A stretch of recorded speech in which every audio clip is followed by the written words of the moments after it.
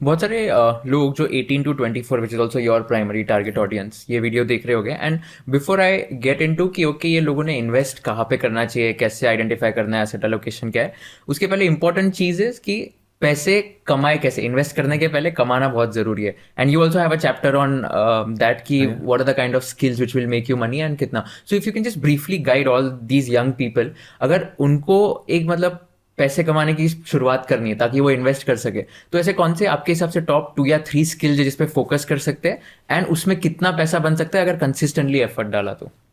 ये हम ना एक ऐसी दुनिया में रह रहे हैं कुशल, जहाँ पैसा बनाना अब और ज़्यादा आसान होता जा रहा है। वाइल पीपल में थिंक कि यार जॉब्स बहुत मुश्किल से मिल रही हैं, पीपल में थिंक कि ज़्यादा अपॉर्चुनिटीज़ नहीं हैं, दैट्स एक्चुअली नॉट ट्रू। अगर आप अपने करियर को थोड़े अलग ढंग से देखेंगे।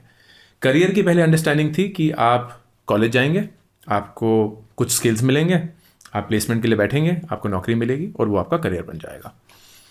पहले हमारे माँ बाप के ज़माने में था कि यही आपका ज़िंदगी भर का करियर रहेगा। तो आपने जिस जॉब से शुरू किया था, 40-50 साल बाद आप उसी जॉब से रिटायर करके ग्रेजुटी पीएफ कमाएंगे, and that will be your long term one.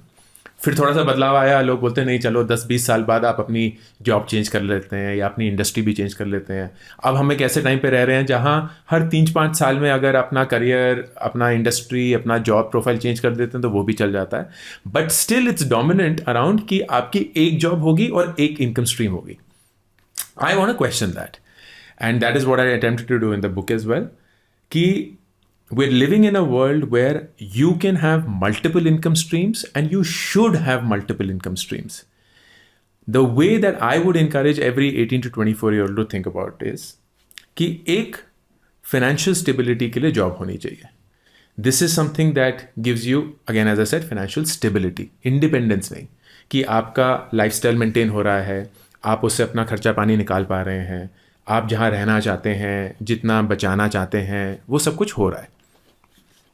And if you feel that that's not your passion, that's not your true calling, you're not very sure about it, you're not sure कि क्या मैं ज़िंदगी भर यही करूँगा या ये 5 साल तक मैं यही करती रहूँगी वगैरह, then don't make it your life.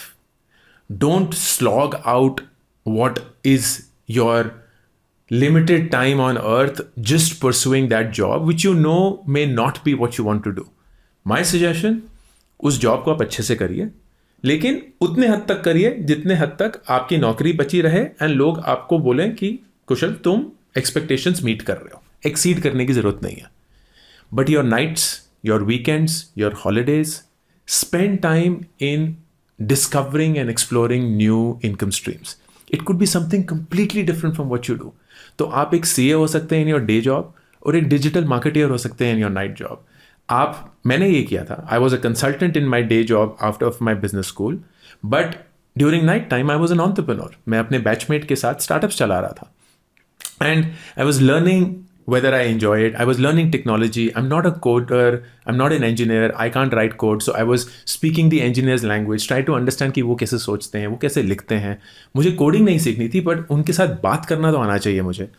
All of that happened, which is why in 2009, after 3 years of consulting, I had the confidence to drop out of that consulting job, take a massive pay cut, and go full time into entrepreneurship because I knew that this is a space I thoroughly enjoy. कितना पे cut था तभी? I was at that point of time earning 33 lakhs, which was an insane amount in 2009. Wow. Consulting is a wild game if you are good. And I'd like to believe I was really good at it. I really enjoyed my work. 12 lakh की नौकरी मुझे मिली थी 2006 में out of ISB। 3 साल के अंदर वो 12 लाख 33 लाख बन चुके थे। This was not fix, this was fix plus variable. Fix था कुछ 25 लाख एंड 8 लाख का कुछ वेरिएबल वगैरह था। And when I quit consulting I went down to 12। So 33 lakh से वापस I came back to what people would say, तुम 3 साल पीछे चले गए, 12 लाख रुपए। And then the trajectory was absolute. It's been actually up and down, and I love that about myself. I can speak about it. आपका ये सवाल नहीं था, but I'd love to because audience may benefit from it. 2009 में मैंने 12 लाख की वो नौकरी करी। I did that for another 1.5 or 2 years or so. और फिर 2011 में मैंने ग्रुपॉन ज्वाइन किया। ग्रुपॉन मैंने ज्वाइन किया 36 लाख रुपए पे। So after nearly 3 years, I was back at the same salary that I was earning 3 years back. But Groupon then took off. Publicly list हो गया. I got a lot of stock options, and क्योंकि वो publicly listed थे, the stock options became liquid. So within 2 years, in 2013, 2014, I was earning nearly 1.5 crores, of which the fixed was nearly 75, 90 lakhs, and the rest was stock options, which is again very crazy, insane amount. फिर 2015 में मैंने जब Nearby शुरू किया, all the money that I had saved, I put into Nearby, and I started Nearby, and that was a salary of 48 lakhs. तो फिर से वापस आया, फिर 48 lakhs को धीरे धीरे बना के 75 लाख किया. फिर हमारी फट गई, we ran out of money, we had to lay off people, terrible decisions as a CEO which I made, so we had to claw back, तो मैं वापस 30 लाख पे आया. फिर 2020 में when I started this content creation journey, कोई salary नहीं थी, all of my savings were in Nearby, paper wealth, तो कागज़ पे तो मैं करोड़पति था, लेकिन बैंक में कोई पैसे नहीं थे, and there was nothing to pay. I had 5 months of money left in the bank, and all of that happened, and today I draw a salary from my company. तो company के reserves अलग हैं, I draw a salary, and that salary is 50 lakhs. So I am technically far behind, but from a net worth perspective, of course, because I now own 100% of the company with my wife, there are no investors, there's no external entity. That corpus, if we want to, could come to us or remain in the company for whatever purposes. But मैं salary के लिए 50 लाख रुपए कमाता हूँ. रुचि, my wife, 75 lakh रुपए कमाती है, and that 1.25 CR is more than enough for us as a family with all the savings and everything that we need. Got it. So coming back to the skills thing, so like if you The skills one, sorry, I lost track of that question. The big thing is, please create multiple income streams as you move along.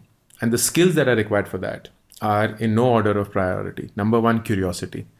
जब तक आप जिज्ञासु नहीं है ना कि क्या नया हो रहा है, क्या मैं सीख सकता हूँ, कौन सी चीज़ में मैं अच्छा हो सकता हूँ, you will always want to settle. People who settle or wish to settle early are people who, in my opinion, are not curious about life or about themselves. क्यों लगा मुझे ना और कुछ नहीं जानना, ये ठीक है, and they will just settle. So curiosity. Number two, communication. And communication is not कि आपको बड़ी अच्छी अंग्रेज़ी आती है, आप बड़ी फर्रातेदार अंग्रेज़ी बोल सकते हैं, आप बड़े confident हैं, ये वो. Communication is a mix of your ability to listen to people. Like this podcast is hopefully going to be informative, but your ability to sit down on this for an hour, 2 hours, decipher कि वो क्या बोल रहे हैं, make notes, translate that into an action item for you, that is also communication. The ability to have this conversation is communication. The ability to voice your thoughts, your ideas is communication. The ability to write is communication. ये 3 चीज़ें मेरे लिए बहुत बहुत ज़्यादा ज़रूरी हैं. And I think मेरे एक्सपीरियंस में जो लोग अच्छा लिखते हैं, सही से सुनते हैं, अच्छा बोलते हैं, they just move far ahead in life because they have the ability to not just decipher कि दुनिया क्या बोल रही है, but also express कि मैं क्या बोलना चाहता हूँ. And then the third thing, which is really hard to build when you are young, is patience. YouTube channel and watch the entire podcast episode. Thank you so much for watching this and have an amazing day.